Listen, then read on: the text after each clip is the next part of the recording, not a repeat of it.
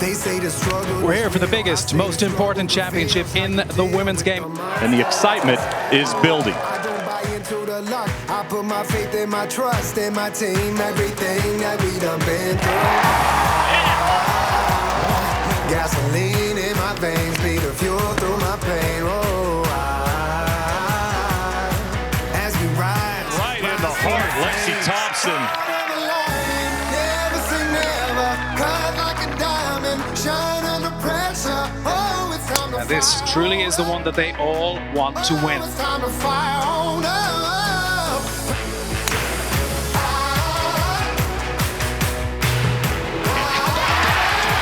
She's a Women's Open champion. Jung Woo Lee 6. U.S. Women's Open.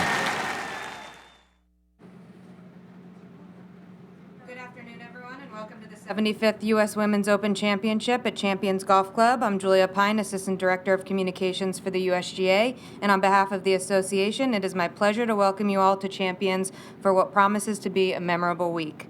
With me today from left to right, Senior Director of Communications Beth Major, USGA CEO Mike Davis, USGA President Stu Francis, Senior Director of Championships Shannon Roulard, and from NBC Universal, Kay Cockrell.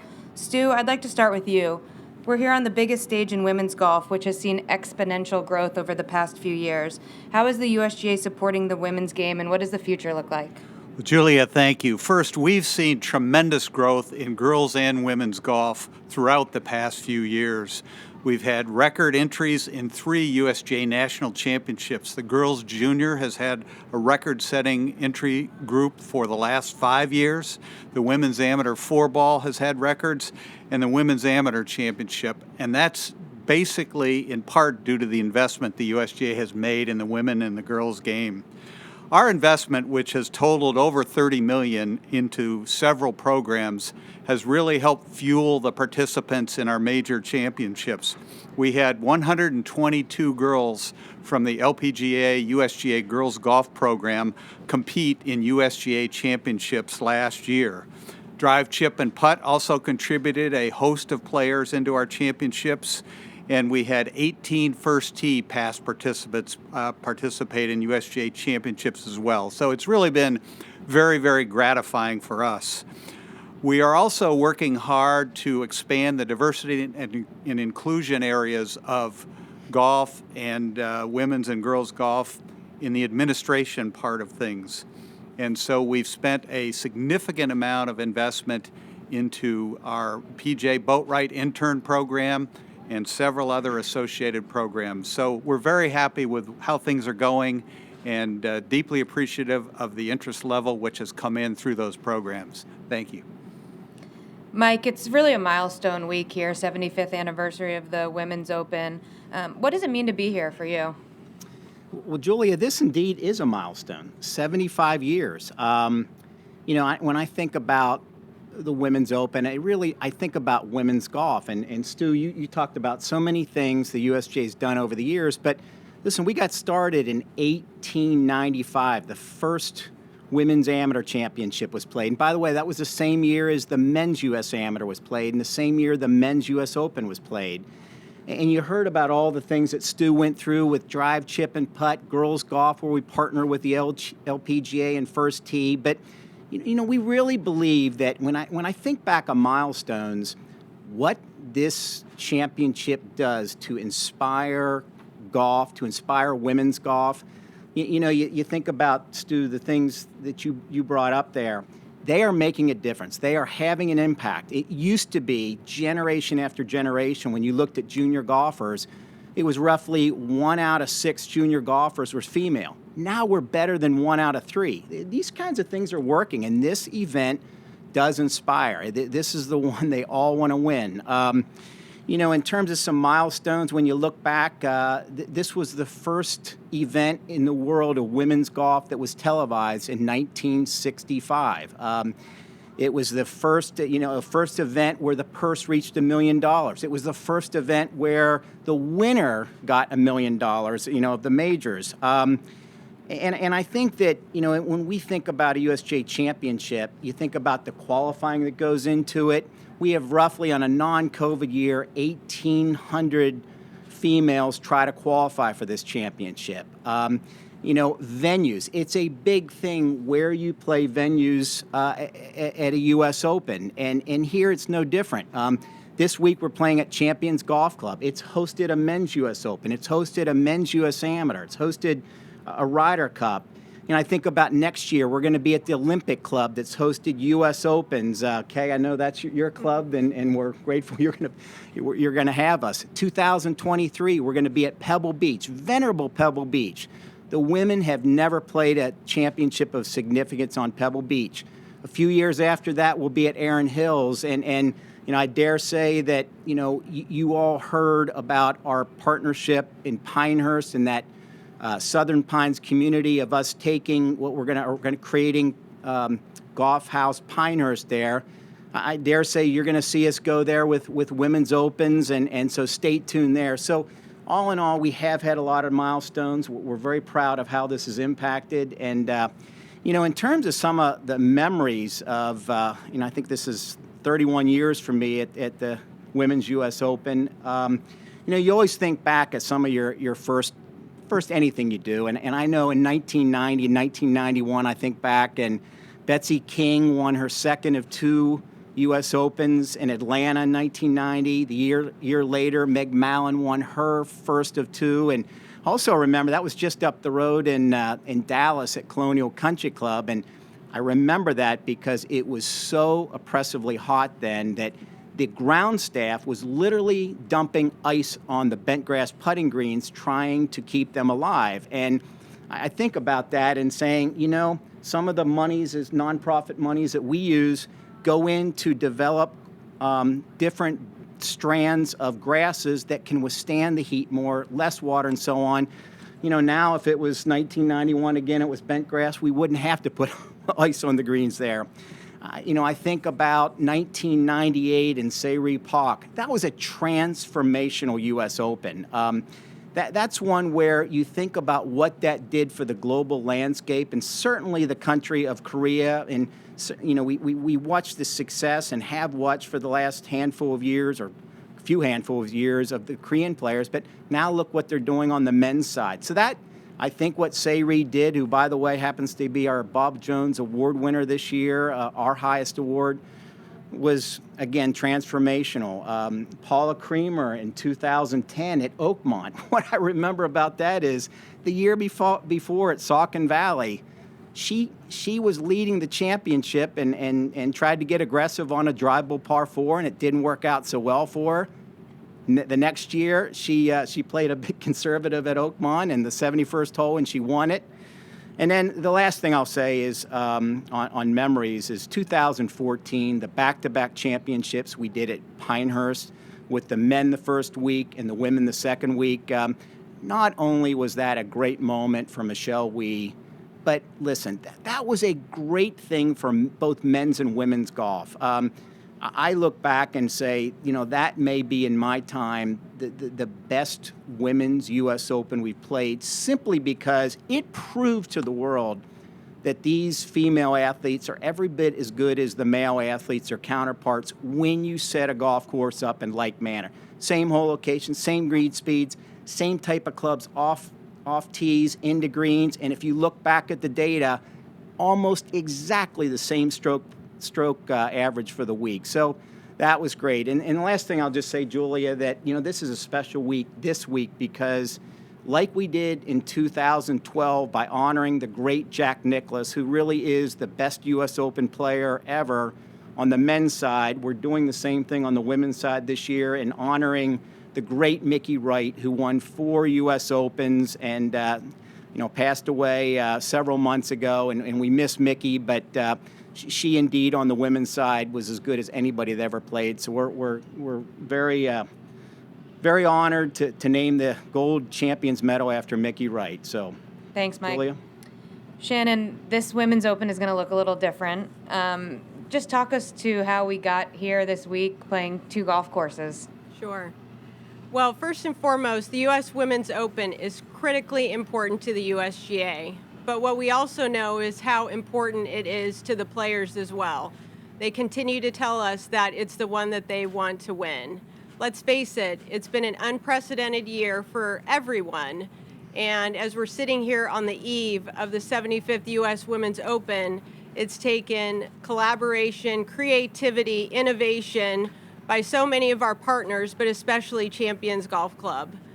So we were very fortunate that Champions is a 36-hole championship facility. So when we approached Jack and Robin Burke about the use of their Jackrabbit course, they raised their hand. They were willing to help us out. They wanted this championship to take place just as much as we did. And we're so thankful to the partnership, to the friendship that we have with Robin and Jackie, as well as to the membership for us being able to conduct this championship over both of their championship golf courses in the month of December during their holiday season. Thanks, Shannon. Beth, we had, a lot of celebration this year around the history of the championship. The 75th anniversary allowed us to take a look back.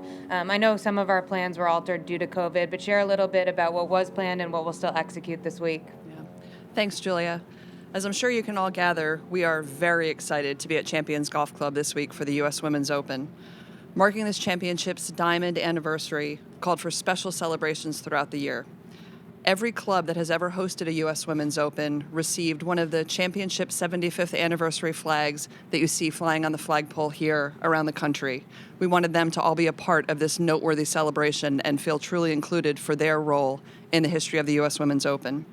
We also launched a history experience on uswomensopen.com, powered by our friends at Rolex, that offers fans an in-depth look at the spectacular history of this championship. There, as well as on our social media channels, you'll find a number of new interviews with champions, as well as broadcast highlights that many have not seen before, including me, and I thought I had seen them all. And although we could not gather all of the women who have hoisted the U.S. Women's Open trophy over the years here with us this week for a reunion of champions, we were able to celebrate them all year long through various contacts, content, and interactions. We do look forward to gathering with everyone as soon as it is safe to do so. In addition, we wanted to highlight the wonderful athletes who compete in this championship like never before. That's why today we are thrilled to officially launch our Women Worth Watching campaign. Astonishingly, only 4% of sports coverage features women's sports or female athletes. To help drive change of this statistic, the USGA is leveraging its partnership with the She Is Sport Collective to participate in the Women Worth Watching campaign. Women Worth Watching provides a compelling way for the USGA to further its long-standing commitment, as Mike mentioned earlier, to women's golf, and more broadly, to elevate women's sports, celebrating female athletes and role models while promoting equality and diversity in sports and society. Throughout the course of this week and the months ahead, you will see content across USGA channels and our partners at NBC Universal spotlighting extraordinary women, both inside and outside the game of golf. The campaign will feature players, influencers, athletes, leaders, both male and female, to bring this important message to life. You will see these special t-shirts and the Women Worth Watching hashtag everywhere this week, and we are excited to see the movement finally take off. We have been thrilled to the reaction that the campaign has seen over the past few days from both the players here, who have been incredibly supportive, but also from their counterparts on the PGA Tour, who have been sharing messages of support that have not gone unnoticed and are greatly appreciated. And to all of you, some of you who have been supporting this cause for quite a while, others who are joining in this week, we appreciate your commitment to covering this championship, both those of you who are here with us this week, as well as those of you who are covering remotely from around the world. All of you are helping us bring more well-deserved attention to these phenomenal athletes. We are sincerely grateful for your support of the 75th U.S. Women's Open, and we look forward to a wonderful week of Women Worth Watching. Thanks, Beth. Thanks. Kay, I know that's something that resonates with you. Talk a little bit about the emotions when you learned that USGA and NBC were reigniting their partnership. Yeah, I was extremely excited when I got the call from both Jack Graham and Tommy Roy, my bosses at NBC and Golf Channel. And it felt like a big drought. It felt like something was sort of ripped out of my soul, not being able to work the USGA events that I've been so fortunate to be a part of, either as a player or on the broadcast side. So I know I speak for Tommy Roy, Doug Graybert, our longtime director, and over 180 people that are here this week to put this telecast on. I love, and I know we love, the USGA events.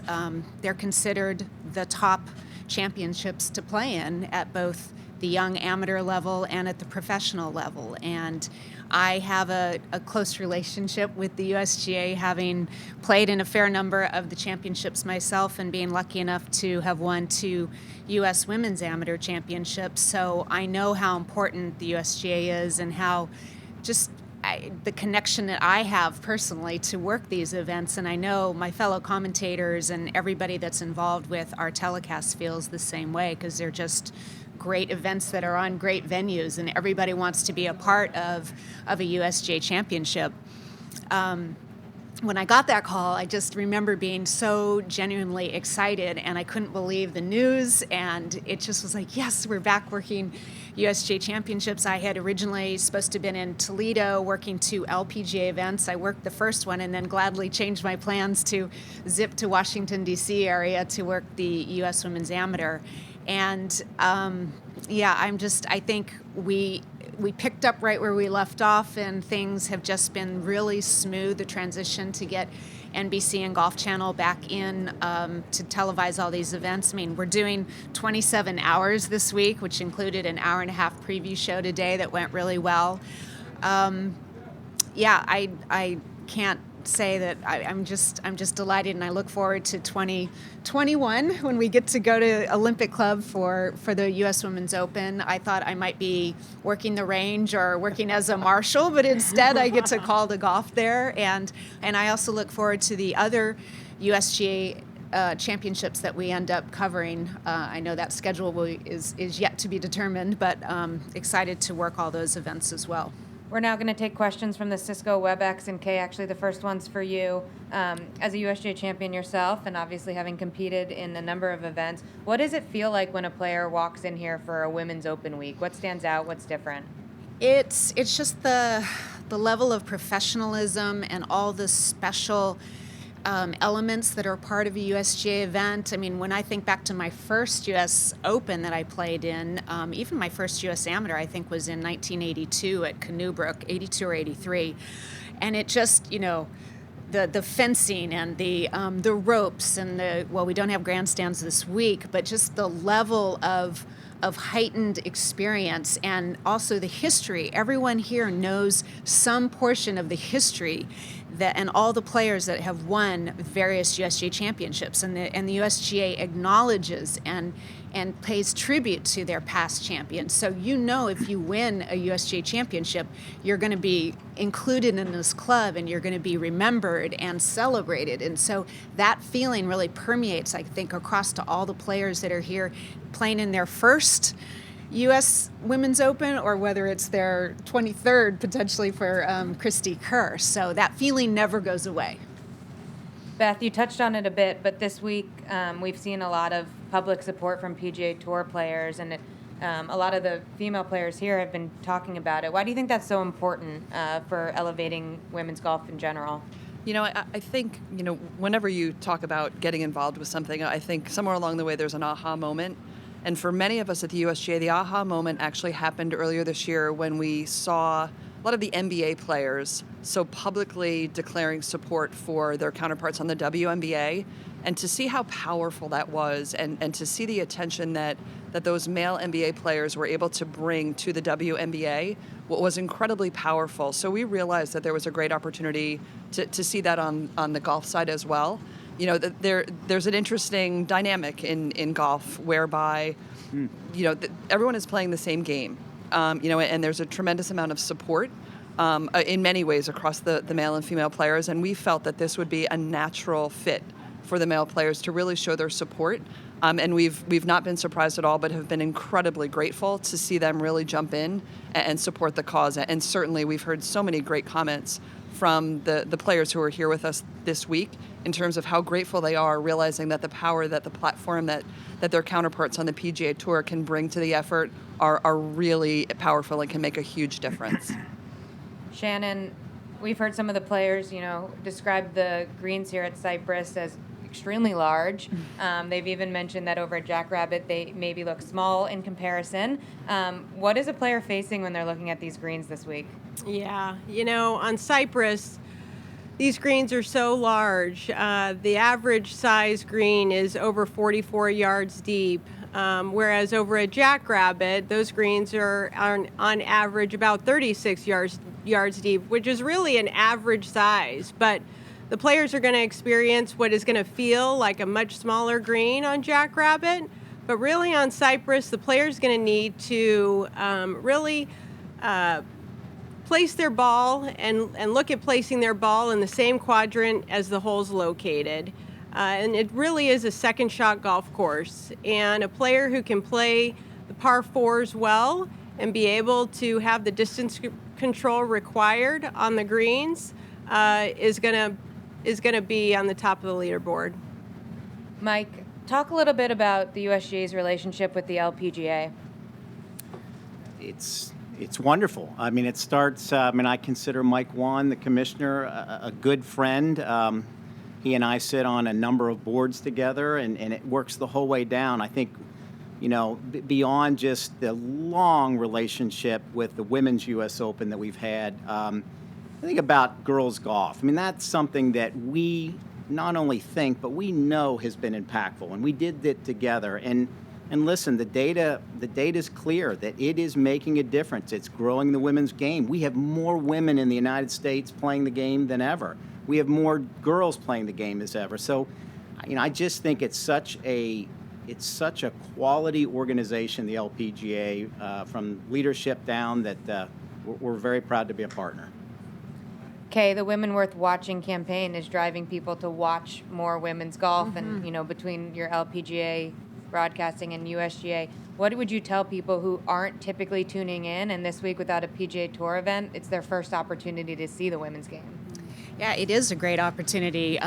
This is an unusual position in the year to have the U.S. Women's Open, but there's really not a lot of other golf going on, and this is the premier event. I think a lot of people will be interested, number one, seeing how the women play this golf course, which is typically, for the most part, the men have played, and Mike alluded to it. For us to go to courses where men have primarily played, I think is really huge, because it's like a curiosity factor. How are the women going to handle Champions Golf Club? How are they going to handle the Lake Course at Olympic Club? So I think that's a good hook, is the course. But people, I think it's just a matter of changing habits and getting them used to turning on the TV when the women are playing, and they're going to really be pleasantly surprised and see really a diverse cast of players. And we have players in all shapes and sizes, all ages, from all over the world. And so if you can't find someone that you are attracted to just by the way they look, or the way they hit the ball, or the way they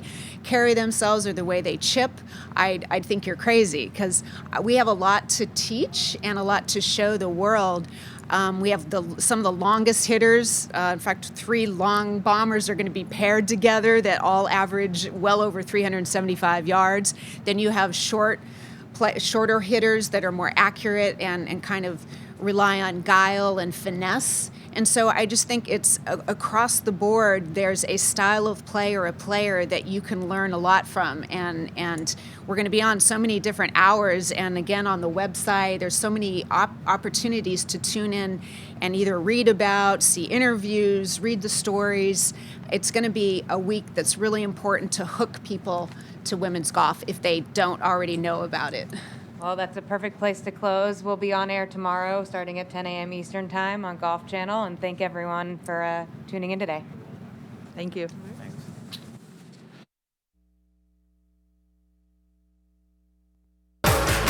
They say the struggle. We're here for the biggest, most important championship in the women's game. And the excitement is building. I don't buy into to the luck. I put my faith and my trust in my team. Everything that we done been through.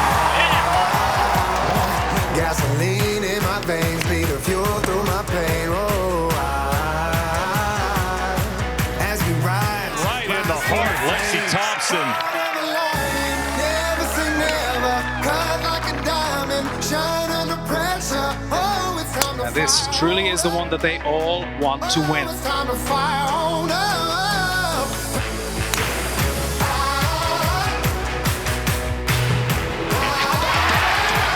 She's a Women's Open champion. Jung-Woo Lee 6. U.S. Women's Open.